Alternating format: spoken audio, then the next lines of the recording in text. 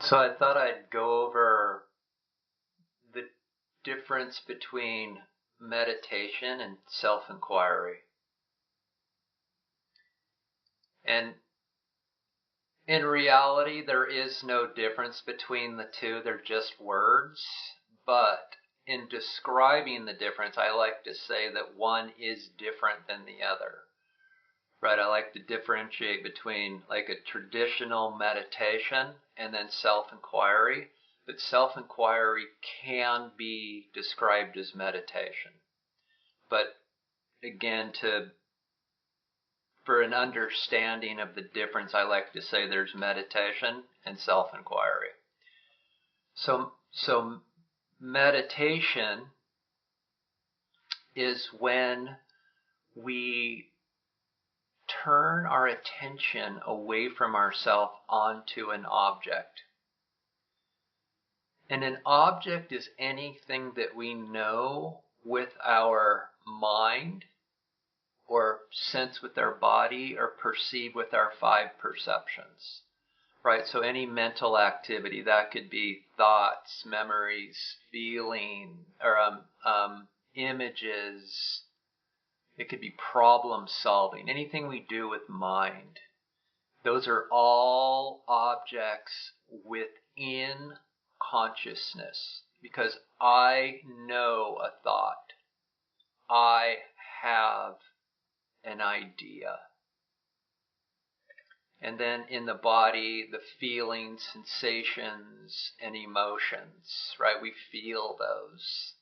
So I have the sense of boredom, or I feel elated. So there's a duality there. And then anything with the five senses, like I smell coffee, I see the computer. These are all the coffee, computer, any sound. These are all objects within awareness that we can turn our attention onto.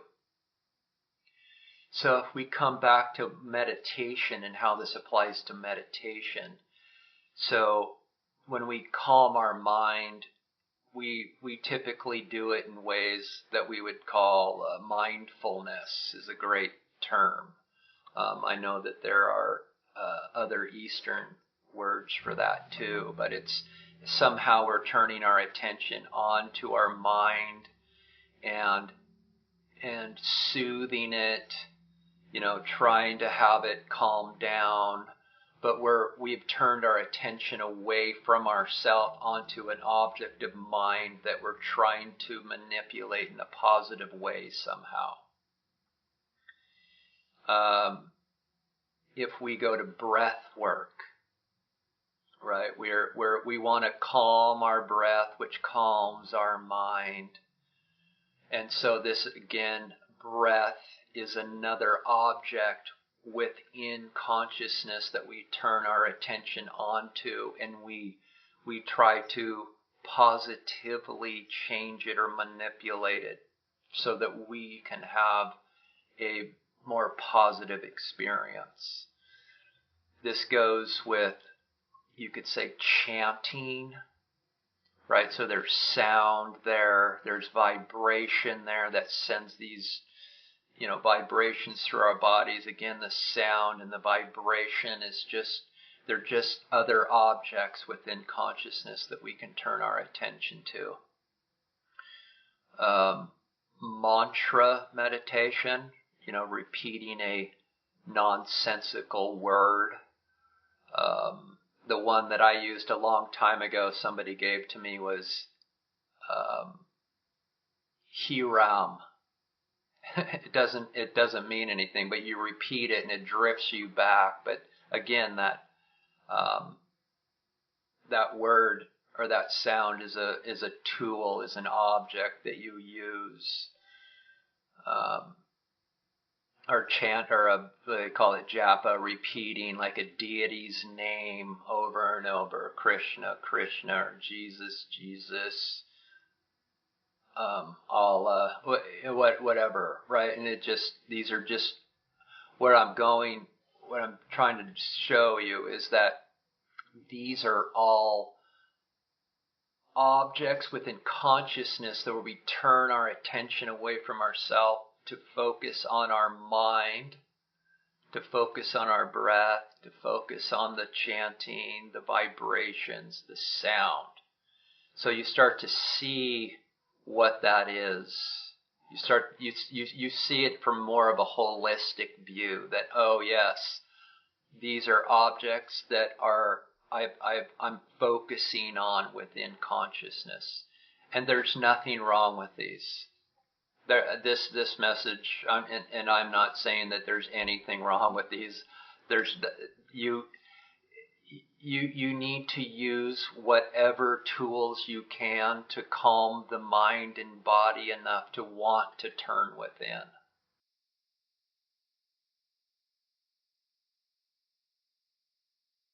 So self-enquiry is, instead of focusing on mind, body, perceptions, breath, and all of that, we're just turning our attention back onto the source of ourself. And since everything rises out of self, there's only self appearing as these objects that I'm pointing us to, the mind and breath and so on. That the attention itself, the source of attention, where attention rises out of, is self. So attention, we're just turning that attention back onto the source of itself, which is yourself. That is the overarching main difference between what I call meditation and what's known as self-enquiry. Where is your attention? And so it's self-enquiry is just learning what that even means, because it's so foreign to us. We're so conditioned and trained to have our attention on every single object except the non-objectiveness of ourself. So that takes a learning. We have to relearn what we are, who we are, and we could say that is an activity of remembering. Because this effort out, this egoic effort attention is an egoic effort out into the world, to run around the world to try to find this. And so we utilize this energetic effort to turn back to become effortlessness. And again, words get tricky here because we don't become this. We've always are this. We've always have been this. That's why it said it's a remembering. It's not a becoming. In fact, it's the egoic move out into the world of objects, or the world of meditation. That is the becoming. So we have already become, and we're remembering what we've always been, which is a non-becoming.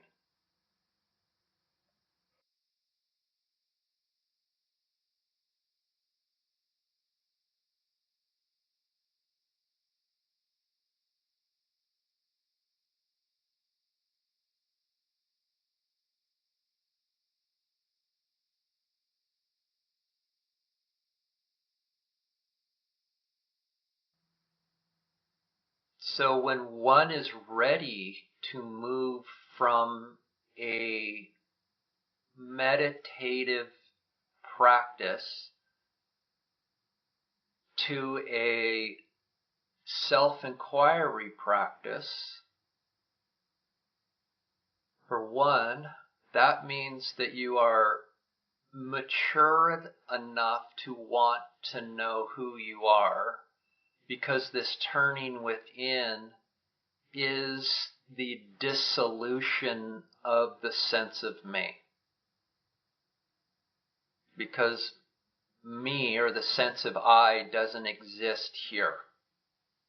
When I say here, this is my heart, your heart, the heart of awareness, the heart of consciousness. It doesn't have a location. It's everywhere and nowhere. It's everything and nothing simultaneously. But we seem to point here. We seem to this is my heart and this is my mind. Typically, that's what we do. So in that turning within, we have allowed ourselves the possibility to see and experience ourselves differently than how we experience ourselves now. Because right now we experience ourselves as a physical form in this body that has a mind that ends at the skin, and then there's distance, and then there's every other thing. So I'm a thing, I'm an object, then there's space, and then there's every other object that I know. And that's what creates separation, and that's what creates suffering. And we're very conditioned to not let go of that. Because in letting go of that, and letting go of that separation, and letting go of that suffering, we have to let go of the one belief, the one thought at the very core of all of this, which is, I am this body and mind. Because it's in that contraction.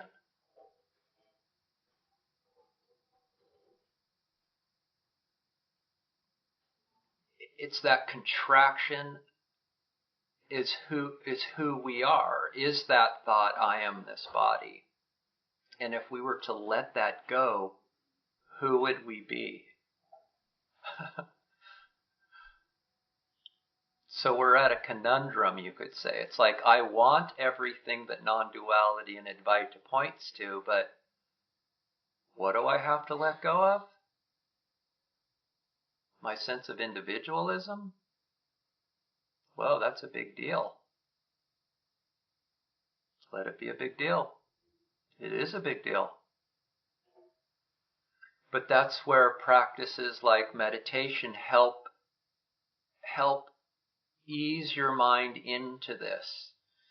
And talks and satsangs where the truth is exposed, where false truth is let go, and the more you let that go, the more you understand, oh my gosh, this message of Advaita is truer and truer, which means that you become more and more, you could say, comfortable or willing or have the courage to turn within and let go of this contraction within. That's what this is. This turning could be represented as I turn, this contraction and feeling of me dissipates. This is bondage. This is liberation. And after the experience of liberation, because this is an egoic experience, because something is changing, and only change is known by an ego, by a mind. Once liberation is complete, all that remains is what is?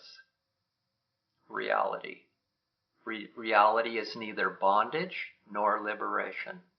It just is what is. It's if you want to say it's in the middle, and yet it's everywhere. So there's no more good or bad or right or wrong. There's no more duality. There just is what is.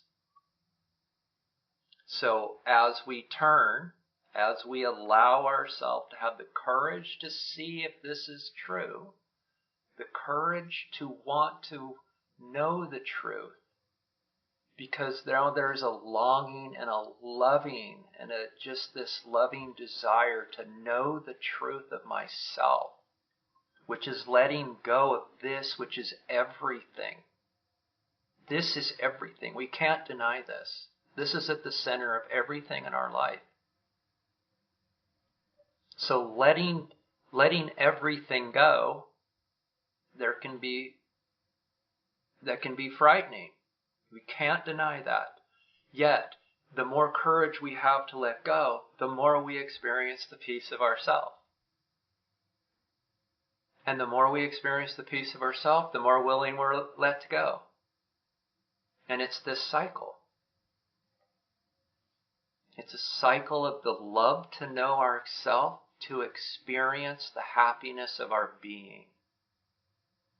And this letting go is the cycle of love and happiness. The more I love myself, the more I long to love and know myself, the more I experience the peace and happiness of myself.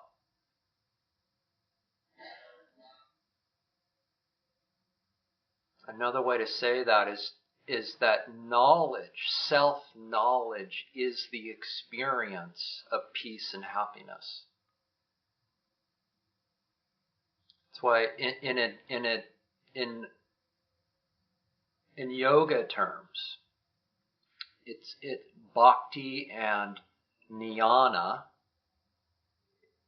Non-duality is the merging of bhakti and jnana, where bhakti is devotion or love, and jnana is pure knowledge of self.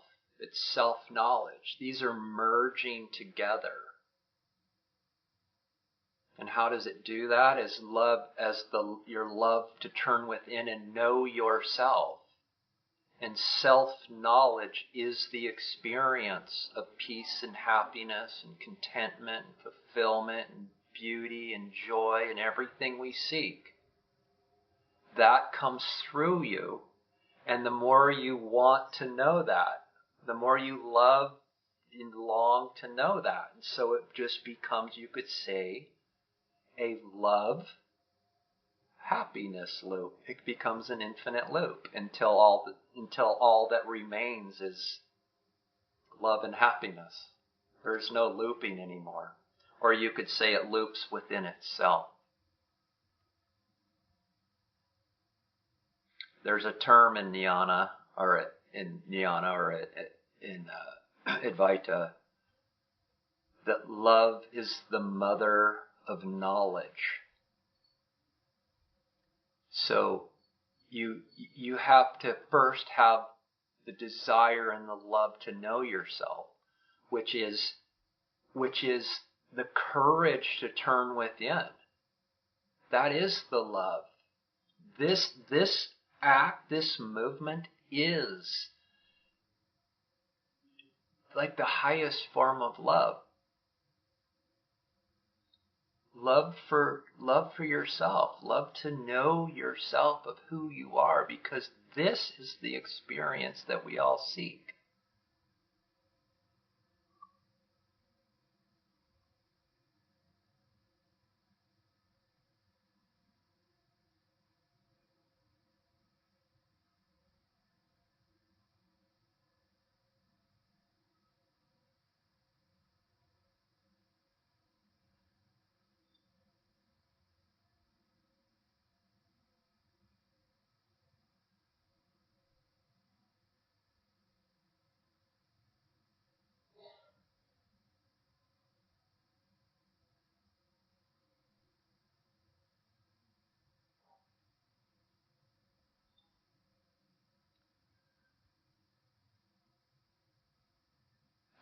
I said earlier that this is an experience.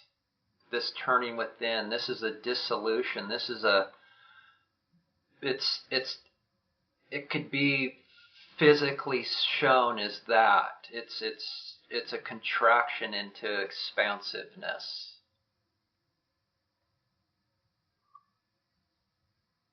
It could be also viewed as like, if this is self, we pushed ourselves into the world, and we're out in the world looking for this.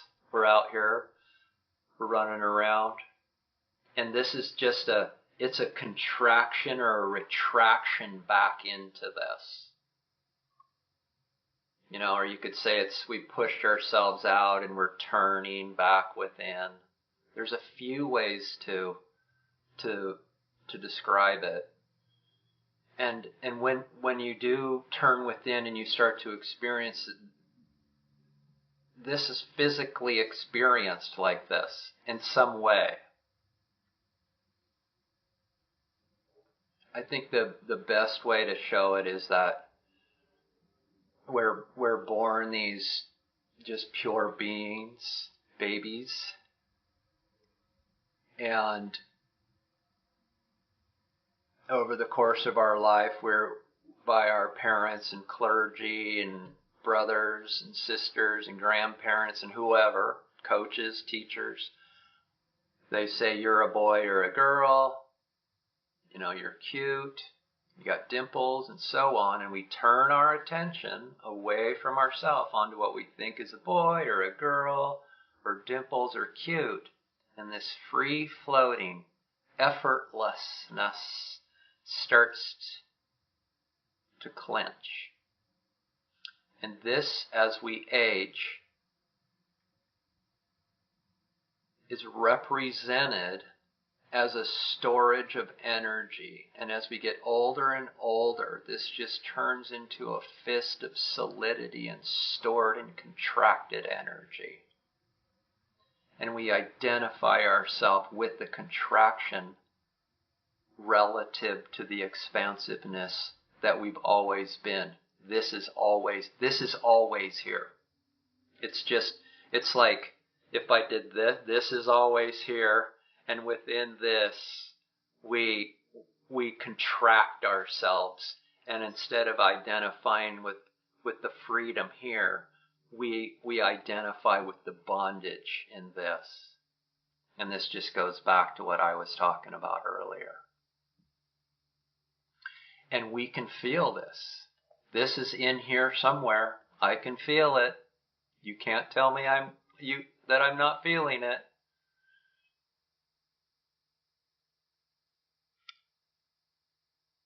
And in self-enquiry is counterintuitive, because we've been taught that we have to make an effort to accomplish something. And here this is showing that the only way to get out of this is to uneffort the effort that got us here. We have to break this apart and relax this stored energy. This is an undoing. This is an unworking. This is an unefforting. This is the same thing as before. I was turning. As you turn, this turning is an unefforting, to return you back to the experience of what we had as a child. I mean, all of us who have been on this path long enough, we've heard that liberation is the experience of childhood again. This is what it means. You experience this as an adult. But this is the undoing. This is the counterintuitiveness of self-enquiry. This is an unbecoming. This is a remembering of what's always been.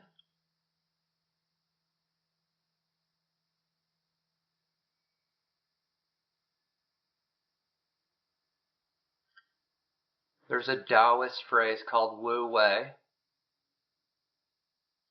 and that's an effortless action that has an outcome. Again, to most in the world, we're conditioned to think there has to be an effort to have an outcome. This is saying, see if that's true or not.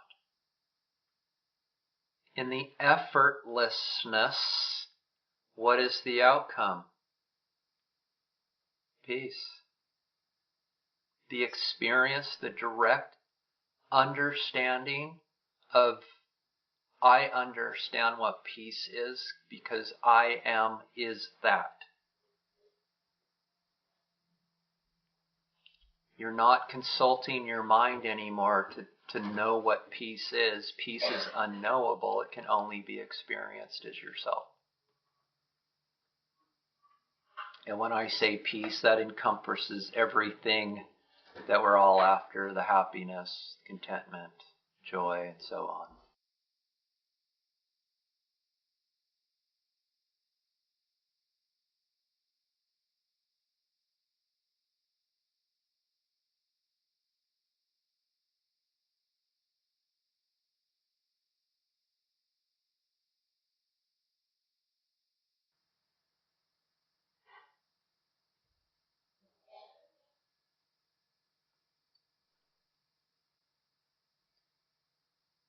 So, in all of my talks and everything that I do, I'm always leading people to self-enquiry.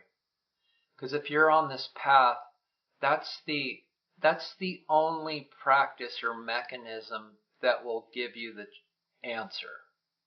I can't give you the answer. No sage can give you the answer. No saint, no scientist. You can only see the answer for yourself.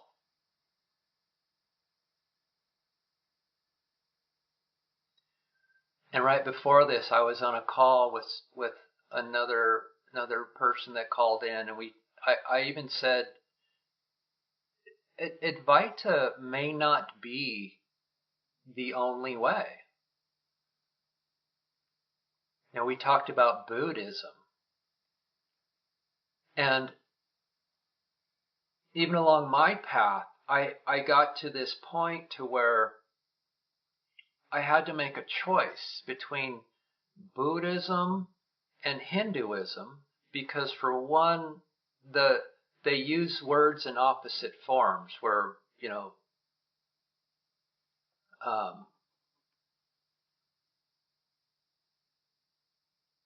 they might call ego, what they call ego in Buddhism is, it's like it's backwards. They call ego the infinite being, so to speak, where in Hinduism, the infinite being and ego are opposite. So what happens is I got to this point where to reduce my confusion, I had to choose, because you can't do both, right? Because that would be duality. you got to be heading towards non-duality somehow. So, Dzogchen Buddhism will get you most likely in the same spot Advaita will. And it doesn't matter, there may be other ones, but all that matters is if your path isn't bringing you to your sense of self, meaning the sense of self is the experience that you know that you've always been permanent somehow. Like, no matter where I am in my life, there's a sense of permanentness in here. I can't put my finger on it, but I've always been the same somehow. There's something in here. Well, that's whatever message it takes you to get to that. Because that's the one slot home. There is no message in that last slot of I am.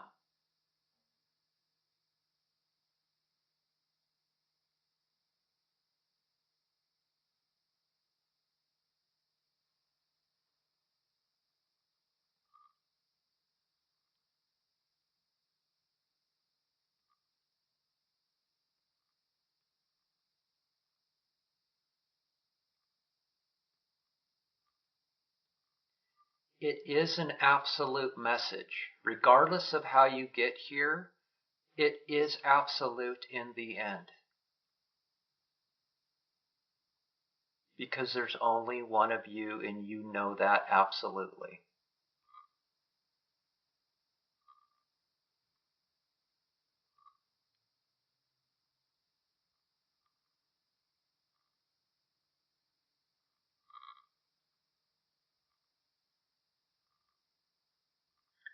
And you could say whatever funnel gets you here, whatever message gets you to the absolute, there is the final step of allowing yourself to let go of this. That's the slot home. And so that's why I'm always leading people to self-enquiry. And from there, they have to take it themselves. Right? Because it doesn't matter how many books you've read or videos you've watched. We all know in the end, it's only we can see our true nature. Nobody else can see that for us.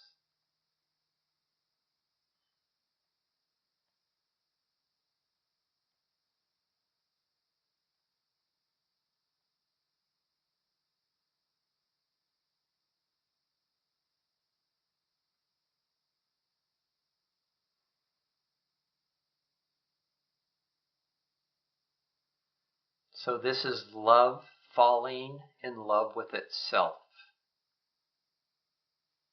This is falling in love with love. Because we love what makes us happy. So why not fall in love with happiness itself? Where happiness resides, where happiness is, where I am is that happiness.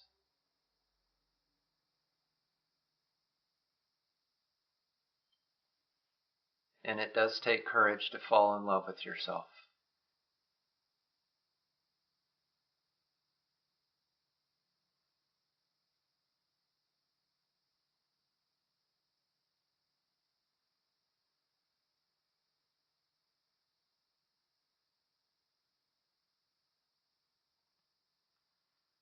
But it's been waiting for eternity for you to return home to it. With wide open arms and unconditional love and acceptance.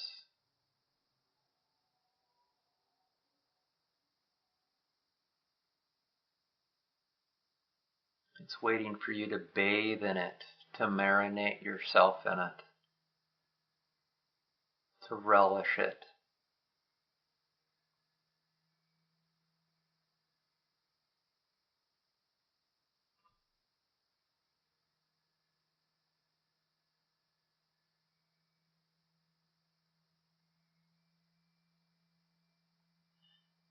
It will never betray you, unlove you. It will never abandon you. It's only the egoic mind that has appeared to abandon it. And this is only returning home to it.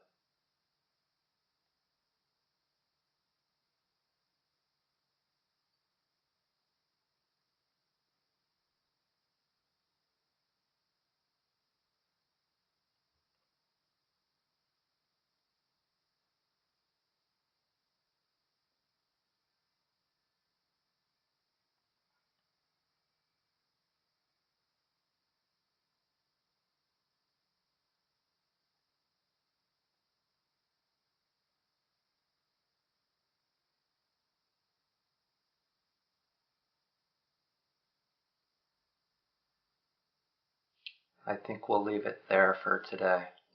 You can ask questions.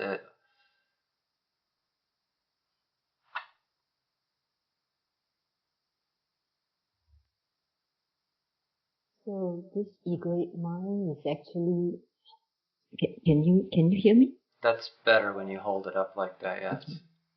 So this egoic mind is actually a contracted energy which makes us, which is why we feel separated. And the way moving forward is to let go.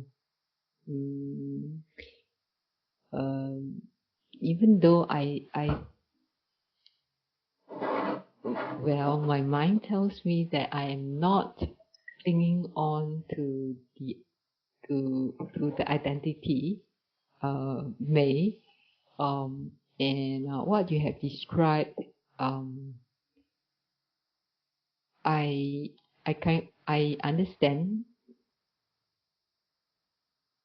also from the ego point of view. Yeah. For the reason that this has been described in many forms, in a different forms, but even in many Chinese literatures, or Taoist, or Taoist poems, they describe about the same thing. Like I'm born with, for example, it's said in a way like I'm born together with the universe. I am as I am as old as the universe, for example. So it's actually saying the same thing. And even the person also, the person which is a very famous Taoist philosopher, which he, even when his wife passed away, the following day when his friends visited him, he was still happily dancing around, because to him, is this perpetual joy and bliss, and it's just her physical body that has moved on. So so mentally, from my ego, I understand, and I do not think that I'm clinging on to this identity, May. But how do I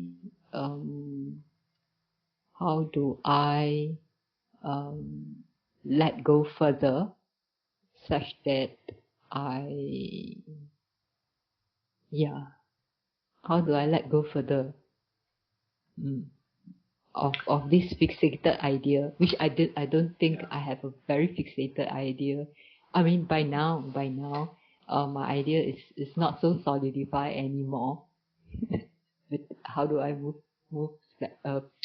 beyond this?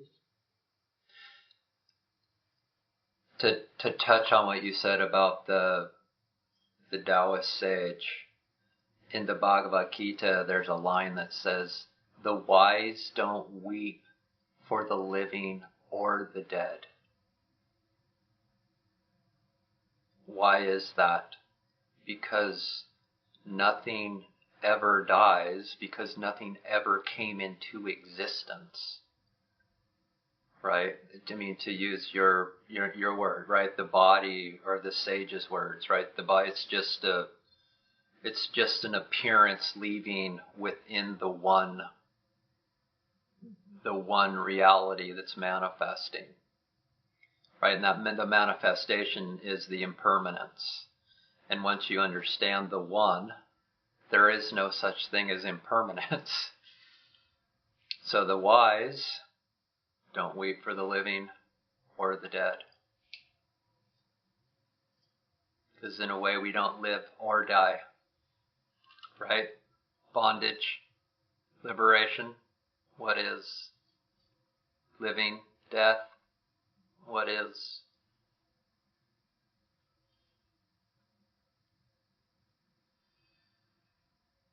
Yeah, how do I let go? How do I let go more and more?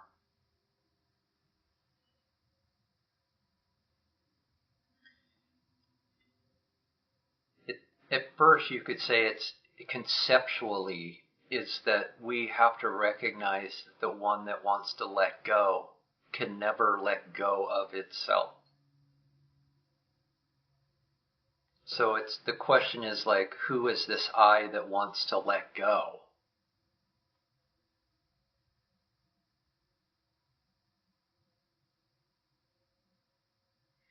The reason that the ego can't let go of itself is because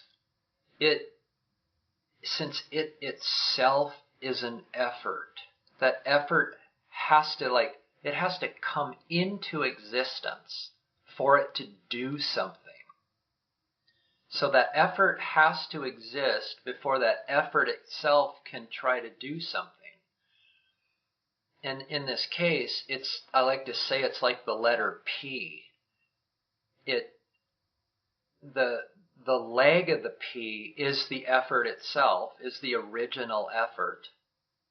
And then it loops around to try to come back and get rid of itself.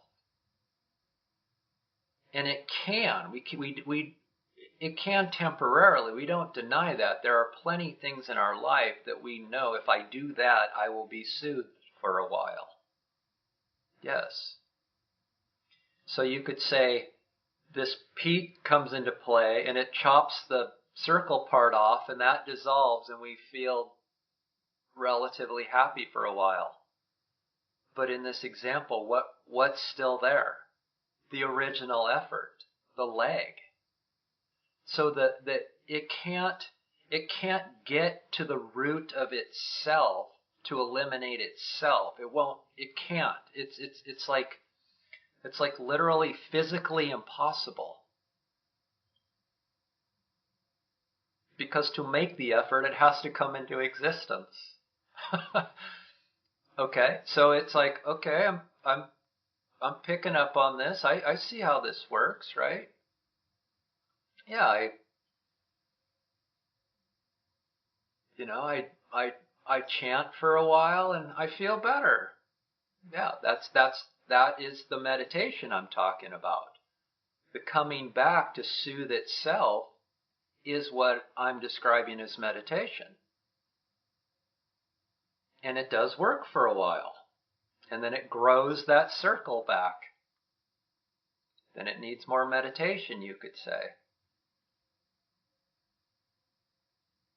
So it's understanding at first the ego itself, no matter how hard it tries, in fact, the harder it tries, the more it can't get out of itself. Okay, so it's acknowledging that. So how does this work? If I come back to this same example, well, this effort is who we've taken ourselves to be. So the only tool that we actually have in our toolbox is our egoic mind. That is our tool. So we have to use that tool somehow, some fashion, some form. We have to use that tool. But instead of coming back and trying to eliminate itself, it turns into a you. Instead of coming here, it keeps just turning back here.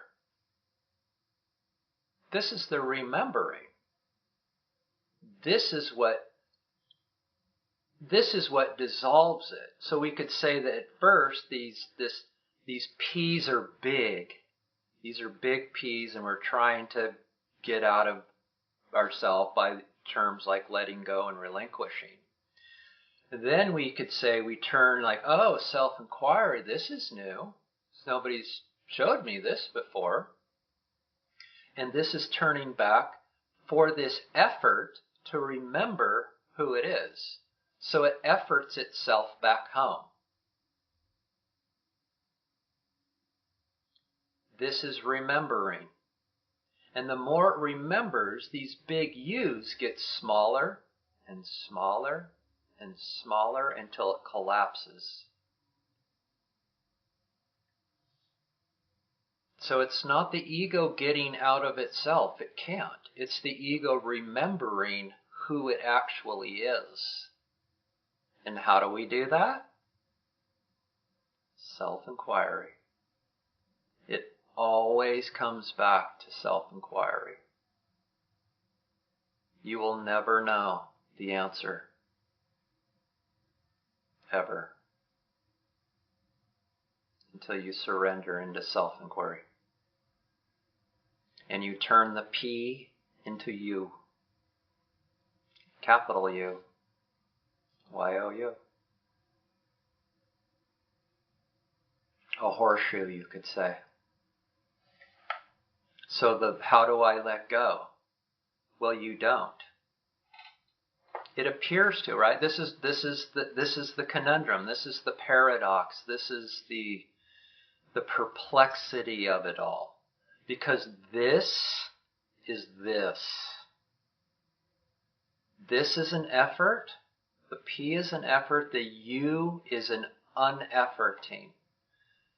The horseshoe is the relentless pursuit of effortlessness.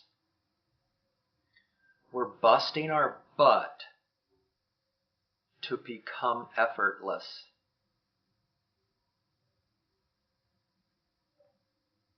It makes no sense. Which is another pointer. The truth is nonsensical. It's illogical. It's irrational. It's unknowable.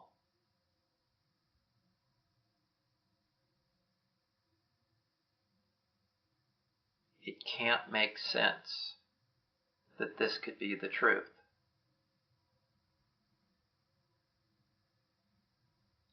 And only by turning within does the understanding, it's inherently understood how it works. That it can be this. That it is this. So when your experience, when the experience of self, which is a non-objective experience of itself, which could be labeled as that is a nonsensical, illogical, irrational experience, which is peace. How can that be? It's just conundrum after conundrum after conundrum, or it contradicts itself over and over and over itself when we talk about it. Right? In the conceptual world, it's just one contradiction after another, after another, after another, after another.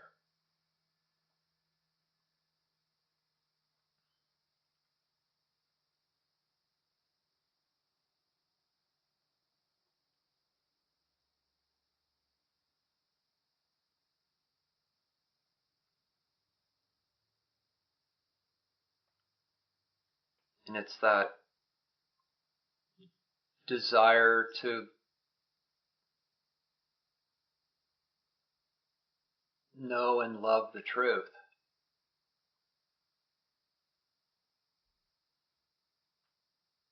Because you know it. I know you know it. You're still here. And I know you want it. I know you desire it.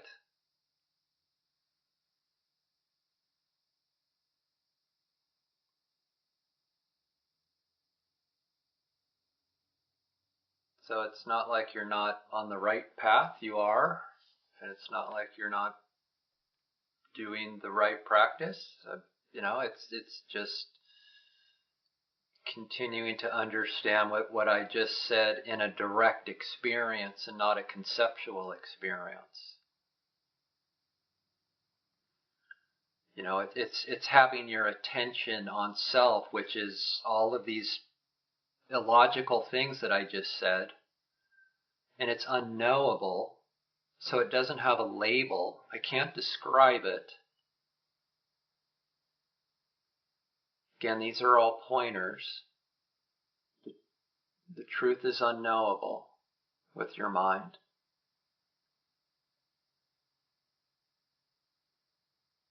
It doesn't need anything. It doesn't need to attain anything.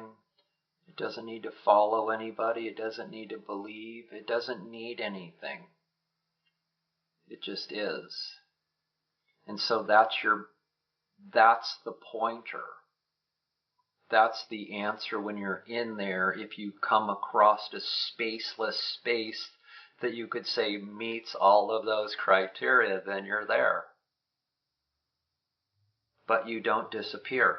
It's pure you. It's pure amness.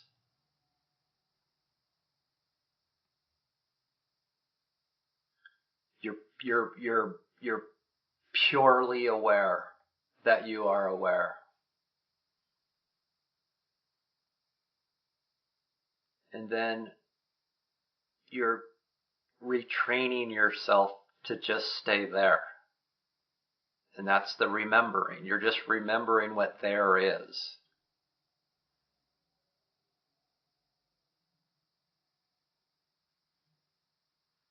And then you carry that into your life.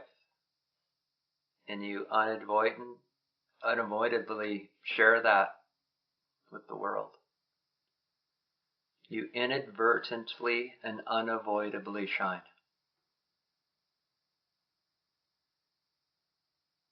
And that's your greatest gift to the world.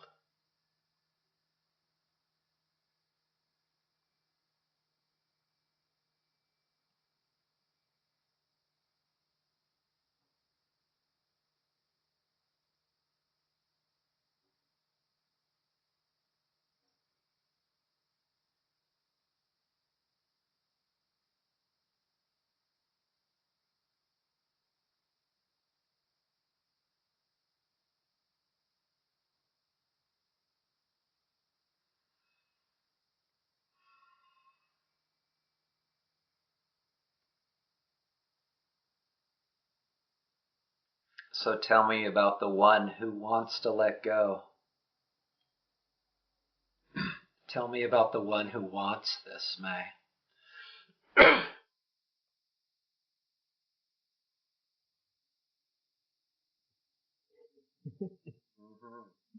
That's the one right there. Before you say anything, I want to point something out. Right at that moment, you turn your attention inward to find that place that I asked you to describe. And you went there, and it expressed itself as a smile and laugh. That's it. That's it. You went there, and you're like,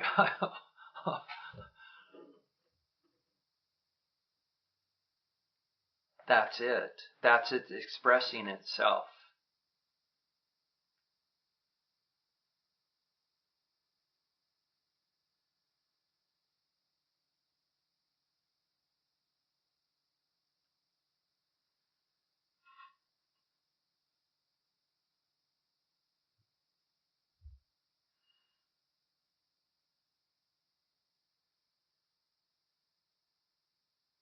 Where did you go?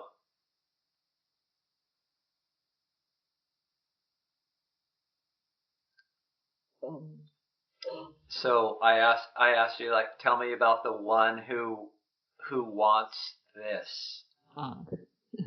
Right? And in that you did. The ego said, I don't know.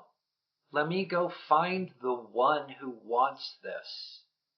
So it itself, the ego, you could say, is confused on who it is. So it's like, I don't really know who I am. So I'm going to go to where I know the answer, which is myself. And so it did that. And in that, it bounced itself back out, or, expressed itself as that laugh, as that smile.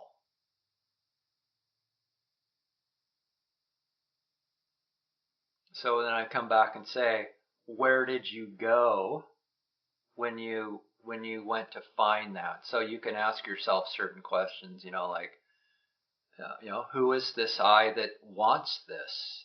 And the ego will go in to find the one who wants this, which is nothing other than yourself. Right? So if I say, describe yourself to me.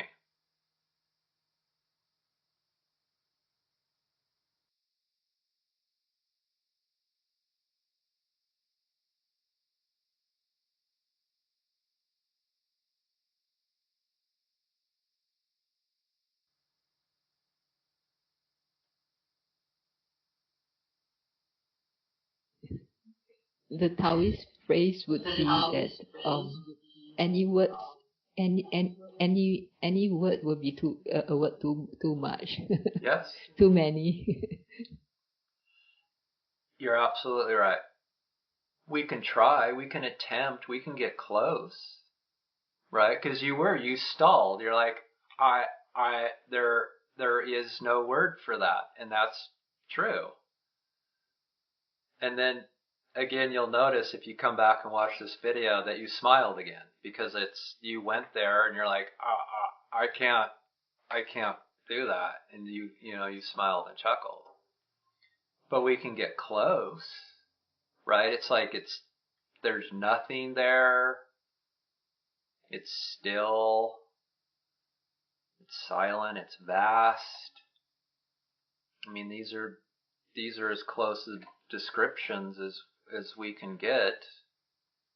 And they're approaching the truth. It is vast. There are no boundaries. It is borderless. It is absolute freedom. So these are the descriptors that you experience as I am. These are just descriptions of I am, or as close as we can get. So again, in self-enquiry, this place that you go to find out who you are, to describe yourself, is the dimensionless space you're after in self-enquiry. And you know it exists because, for one, you inherently know it. You know you exist. That's the one thing we all know. I exist and I know I exist. That's the Sat Chit in Advaita. The Sat Chit Ananda, and the Ananda is happiness. So when you went in and you chuckled, that was Sat, knowing Chit. That was I know I exist, and in that it expresses itself as happiness.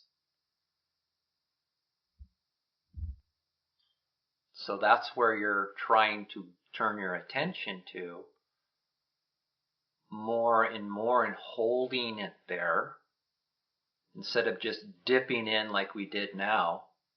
You dipped in. You've dipped in a couple times in the last few minutes. But how do we hold it there? That's what self-enquiry does. It you could say trains you to remember what there is, so that when you are there, you can learn how to hang out there. Again, words kind of fall apart here. That's the importance. And your smile demonstrates that it does deliver what you're after.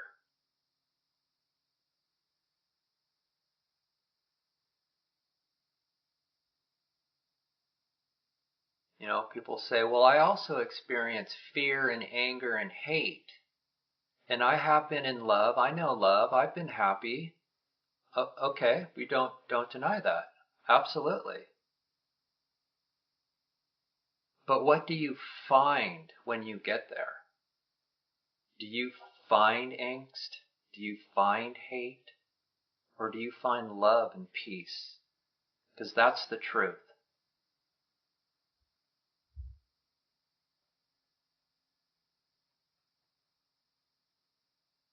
And you don't find hate there. Self has no idea what that is. You could say it's not even in its vocabulary.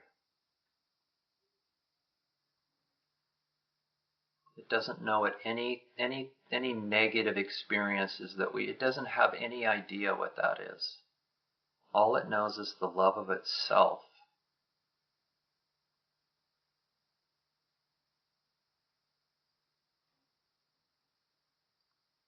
The peace of itself. The total contentment of itself. Because there isn't two there. Which means there's no way to have friction. There's no way for it to pit itself against itself.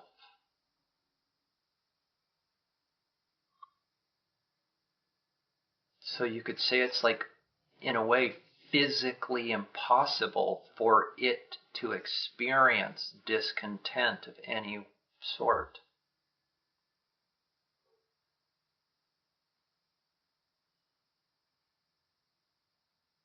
Be like water, like a tub of water. How does water rub against itself to irritate itself? It doesn't even make any sense. It's the same here.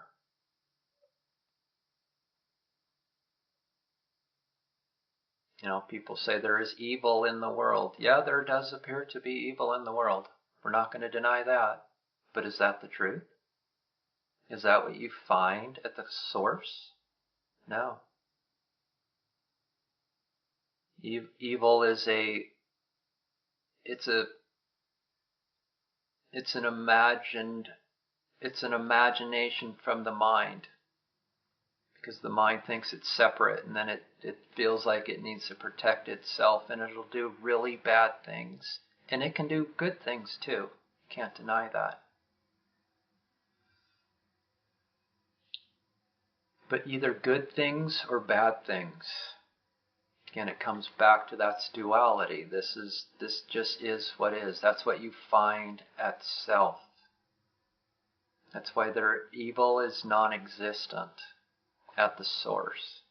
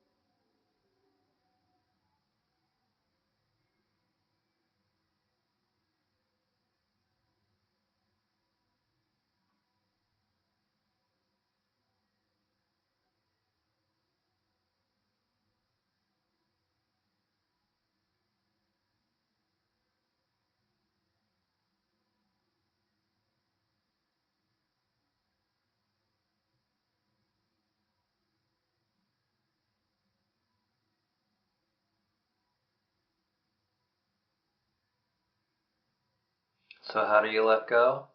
You hang out in self. It's that simple. You could say we only have one task, and that task isn't to let go. That task is to remember.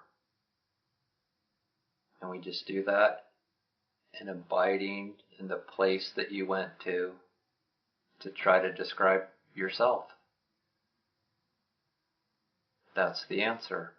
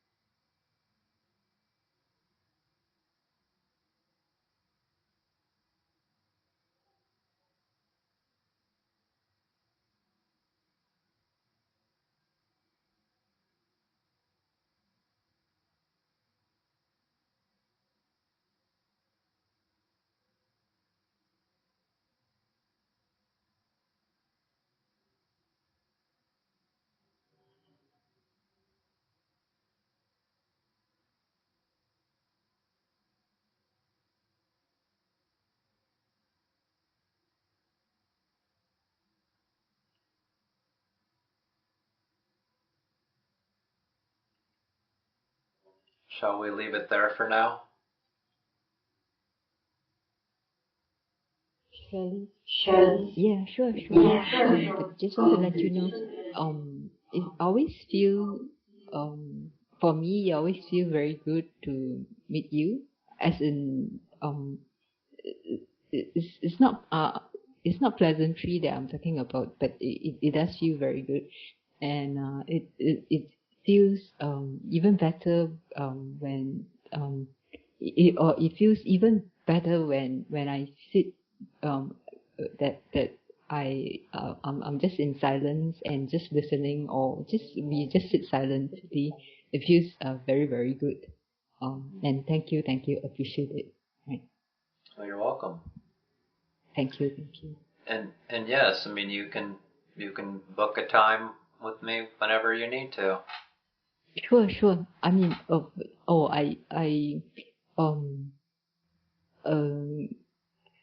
I will feel very bad if I take up your time one-on-one, which is why which is why when I realized that you have a talk, I book your time.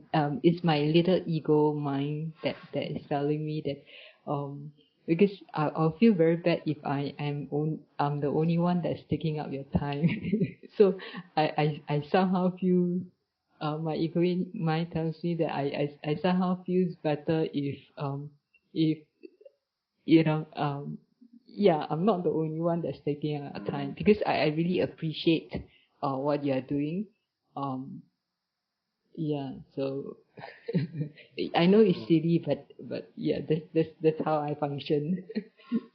So ask yourself the question, who is this I that doesn't want to take up Scott's time? You see how that works? It's just another gift. It's another gift to ask yourself the question, who is this one that feels bad by taking up Scott's time? Right? Because I offer these time. It's like first come, first serve. It doesn't matter who's there. You shouldn't feel bad at all. I don't limit any. If I put a stipulation on it, like you can only show up 3 times, and then from there you can never show up again. No, it's it's open. So I know, and because you are so nice, then the more I feel that I should not take advantage or exploit your time. So the time that I take up must be well utilized. But yeah, I really appreciate this. well, you're welcome. Thank you. And I'm sure we will meet again soon. Thank All you. Right? Yes. Take care. Bye. Bye.